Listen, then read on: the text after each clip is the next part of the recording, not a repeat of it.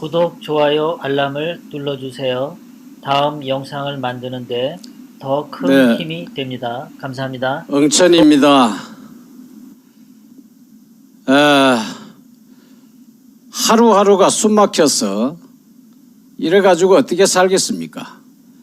며칠 전에 3월 10일자 진중권이 중앙일보 칼럼에 문바들의 문정부 실체는 표창장 위조하고 부동산 투기하고 나랏돈 삥땅하고 위안부 할머니 덩치고 사기꾼에게 돈 받고 댓글 조작하고 선거 개입하고 감찰 무마하고 엄해 공작하고 블랙리스트 만들고 택시기사 폭행하고 여직원 성추행하고 돈은 어디서 났는지 지 자식들은 미제의 심장부로 유학 보내는 잡것들에게는 종북도 사치라고 했습니다. 진중권 이 사람이 가끔 옳은 말을 하네요. 물론 자기의 존재감을 드러내려고 한 말이겠지만은 이 말은 정말로 맞는 것 같습니다. 그런다고 이 사람을 믿을 수가 있겠습니까? 못 믿죠. 왜냐고요? 적색이니까. 대선이 다가오자 더민당이 금품 살포를 위장한 갖가지 이름을 이용해서 국민들에게 복지란 이름으로 국민들이 낸 세금으로 퍼주기식 지원금을 펑펑 마구 쏟아붓고 있습니다. 전국의 주민센터를 이용하여 노인들로부터 유아에게 이르기까지 온갖 명목의 지원금이 나가고 있습니다. 권력을 이용하여 노인들에게 일자리부터 선별적 복지란 이름으로 돈을 나누어 주는 것이 어찌 복지란 것입니까? 문재인 자신이 노인들에게 제일 잘한 대통령이란 이름으로 남기려는 것이 아니겠습니까? 나라가 망하든 말든 펑펑 쏟아붓는 국고의 돈이 마구 새고 있습니다. 또 속아요. 저자들의 거짓말에 속고 땅 투기에 속고 성추행에 속고 거짓 웃음에 속고 공짜 지원금에 속고 있습니다. 문재인 입에서는 대한민국은 안중에도 없습니다. 문재인은 오로지 북한과 중국뿐입니다. 오직 퍼주기식 퍼주어서 나라가 공산주의 사회주의로 가는 것입니다. 국민 여러분 일어나셔야 됩니다. 자유 대한민국 우리 국민이 안 지키면 누가 지키겠습니까? 지켜야 합니다.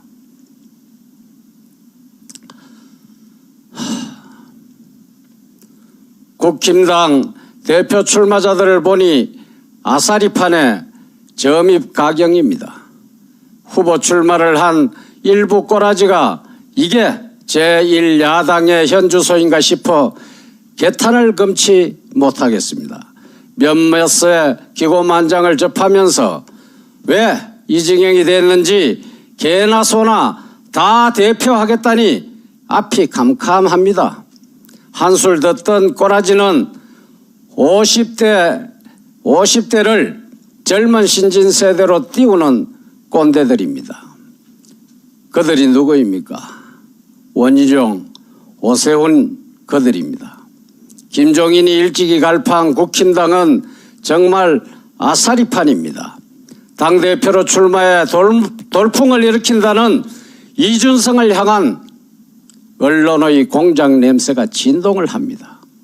국힘당의 이번의 당대표 선출은 탄핵을 주도해 나라를 망친 세력의 음모가 판세를 주도하고 있습니다. 국민의힘당을 유승민, 김무성의 바른미래당이 장악해서 내각제 개헌으로 가려는 무시무시한 판이 지금 당대표 선출을 위한 소동입니다. 여러분, 이준석이 어떤 자입니까? 아나무인의 똥오줌을 가리지 못하는 천박입니다. 그 자의 비전이 뭡니까? 직업이 정치 지망생입니다. 대선 푸른 떵이 벼으면 벌써 3선은 했겠습니다. 이준석의 경험이 뭔가요? 하버드 다닌 게 거의 유일한 경쟁력입니다. 이준석 이런 경쟁력 나 잘났어요 말고 뭐가 있습니까? 서울역에서 3년 4년 동안 지게 진 짐꾼들의 사람의 인생살이와 한번 비교해 보십시오. 여기에는 사람도 있고 세상도 있고 땀과 고생이 있습니다. 희로애락이 있습니다. 이게 인생입니다. 하버드 4년 이준석이 이룬 것은 얻은 것은 잔머리밖에 더 있습니까? 이 친구 여기저기 나와 지만 잘났다고 합니다. 이당 저당 왔다 갔다 하면서 배신이 체질입니다. 박근혜를 배신하고 안철수도 배신하고 손학규도 배신했습니다. 바른미래당 청년학교 뒤풀이를 할 때는 혼자 3시간에 걸쳐 육두문자를 동원해서 안철수를 씹어댄 일은 유명합니다. 이준석 유승민의 아바타입니다. 대학 다닐 때 유승민 의원실에서 인턴을 하면서 속배 닮았습니다. 당대표 선거운동 사무실도 유승민 사무실을 쓰고 있습니다. 그 잘나고 떳떳한 자가 탄핵의 범죄자 사무실을 무상으로 쓰나? 젊으면 뭐하나? 못된 짓은 젊은 자네가 더 심하구나. 한마디로 무오류의 주체에 빠져 있습니다. 아무리 제1야당이 허접하다 해도 이런 자가 당대표감으로 돌풍을 일으킨다니 세상이 웃고 소가 웃겠습니다. 보아하니 진짜 아사리판입니다. 김웅은 또 뭔가요? 어디서 온 덮보잡이인가? 정권교체 삭수가 놀았습니다. 걱정입니다. 좌파들의 청년파리가 국민의힘당의 경선을 난장의 아사리판으로 만들고 있습니다. 이준석이 김웅이 내뱉는 말 속에는 민주당과 좌파들의 청년파리 젊은이 타령으로 그득합니다. 말이 안 나옵니다. 젖비린내만 진동하는 구상유치가 경선판을 흥행은커녕 외면과 멸시로 변질시키고 있습니다. 자유와 정의로 살찌워온 민주주의의 보류였던 포퓰리즘에 물든 애 늙은이들의 선동정치의 장으로 둔갑해서 산토끼는커녕 집토끼가 산으로 뛰쳐나가게 강제하고 있는 형국입니다. 주체에 물든 광대를 무대에 세워서 관객을 현혹하는 자를 그런 자들 다 드러났습니다. 이제 모두 도매금으로 내다 파 묻어버려야 합니다.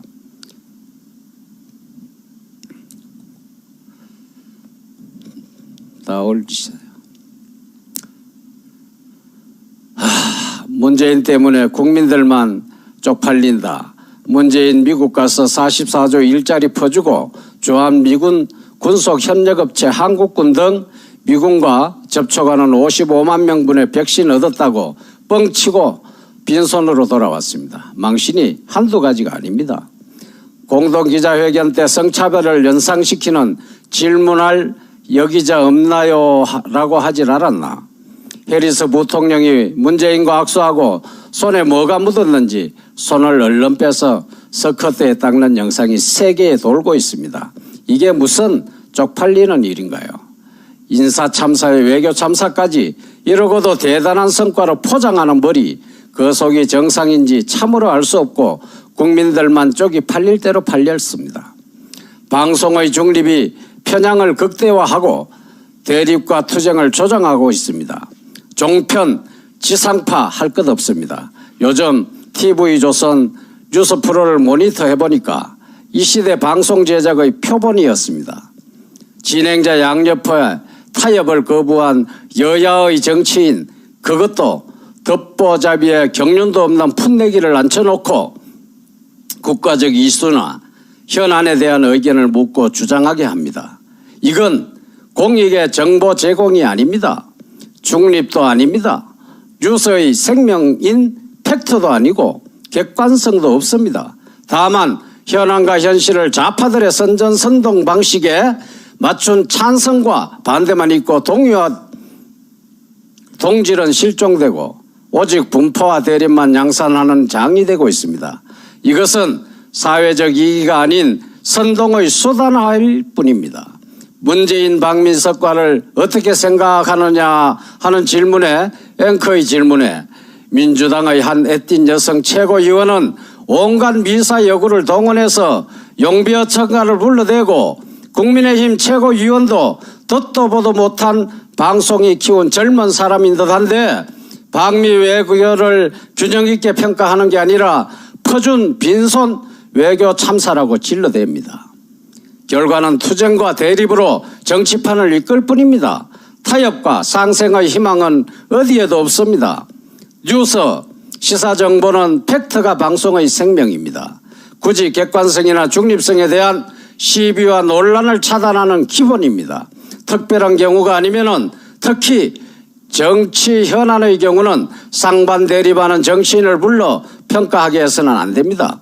객관적 입장의 전문가나 중립적 입장의 인사를 출연시켜서 코멘트로 방송을 제작해야 하는 이론과 형식을 벗어난 우리의 방송 현실, 역기능이 홍수를 이루고 있습니다. 시청자가 나서야 할 때입니다. 이런 사람이 법무차관까지 오르면서 누릴 수 있었던 토양은 무엇을 의미하는가?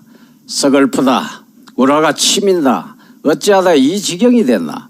김호수, 김학의 불법 출금 안 된다고 법무부 수뇌부 회의에서 결론 낸 후에 3일 후에 불법 출금 승인한 피해자입니다. 차관 재직 시 4,000명이 1조 6천억의 막대한 피해를 입은 라임 옵티머스 펀드 사건에 보고를 받고 나가가지고 이 사건을 수임해서 정관 행세를 하는 위법 행위를 했습니다. 이제 검찰총장이 되면은 이 사건의 수사 지휘를 맡게 되는데 변호사로 거액을 받은 자가 그 사건의 수사 지휘를 해야 해결한 일이 벌어지게 될 것입니다. 이게 무슨 개 같은 짓들입니까? 나라가 아닙니다. 법무부 장관은 피해자, 피고인, 검찰총장은 불법 출금 사건 피해자, 서울검사장은 기소된 피해자, 이들 범죄자 3명이 명실상부한 검찰권을 장악했습니다. 이게 범죄 집단이 수사권을 장악한 것에 다름이 아닙니다.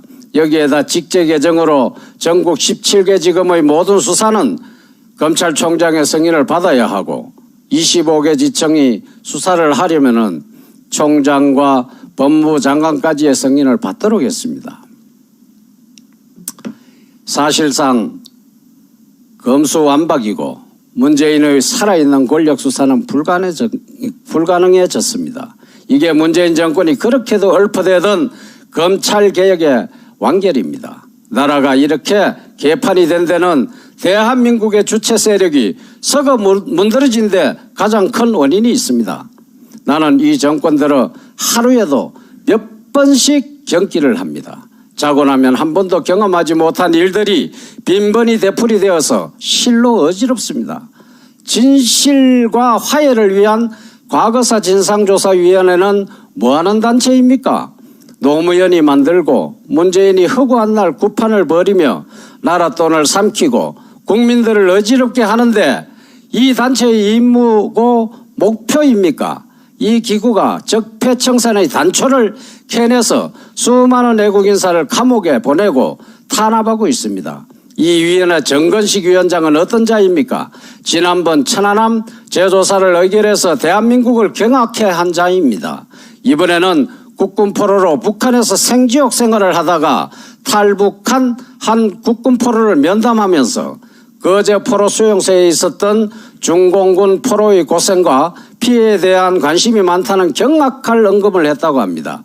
중공군 포로에게 거액의 피해 보상을 할 의중을 내뱉은 것으로 보입니다.